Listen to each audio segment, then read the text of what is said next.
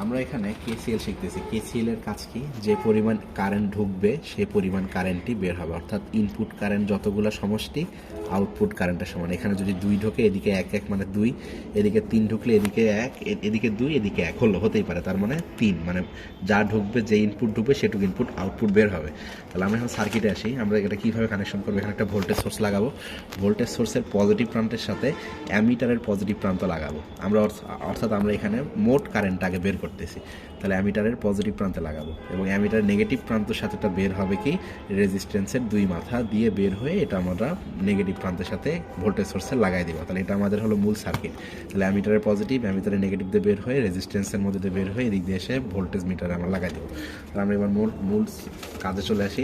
এখানে আমরা দেখতে পাচ্ছি উপরে যেটা লাগাইছি, অর্থাৎ আমরা এটা একটু খুলে নিই। এখানে লাগাইছি হলো 2.2, এখানে লাগাইছি 3.8। তাহলে এই দুটোর রেজিস্ট্যান্স আমরা প্যারালাল লাগাইছি ব্রেডবোর্ডে। এবার প্যারালাল লাগানোর পর আমরা কি করব?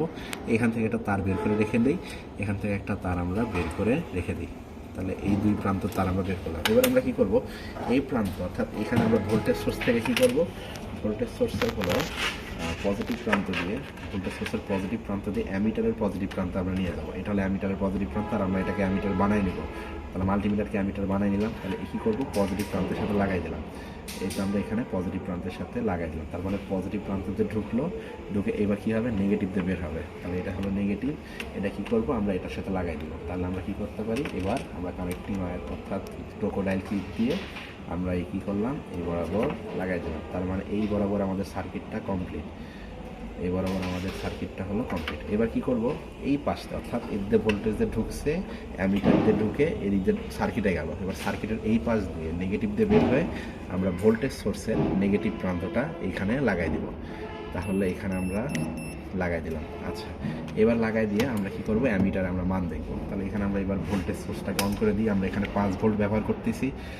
5 ভোল্ট ব্যবহার করলে আমরা এখানে দেখতে পাচ্ছি কারেন্টের মানটা আসতেছে হলো 3.56, অর্থাৎ আমরা এর ভিতর দিয়ে মোট কারেন্ট হলো 3.56, যেটা আমরা থিওরিটিক্যালি যখন করছিলাম তখন আমাদের এখানে 3.58 ছিল, অর্থাৎ 3.58, 3.555, অর্থাৎ মোটামুটি আমাদের মানটা মিলে গেছে, অর্থাৎ মোট কারেন্টের সাথে আমাদের মানটা মিলে গেছে। এটা আমরা মোট কারেন্ট বের করলাম।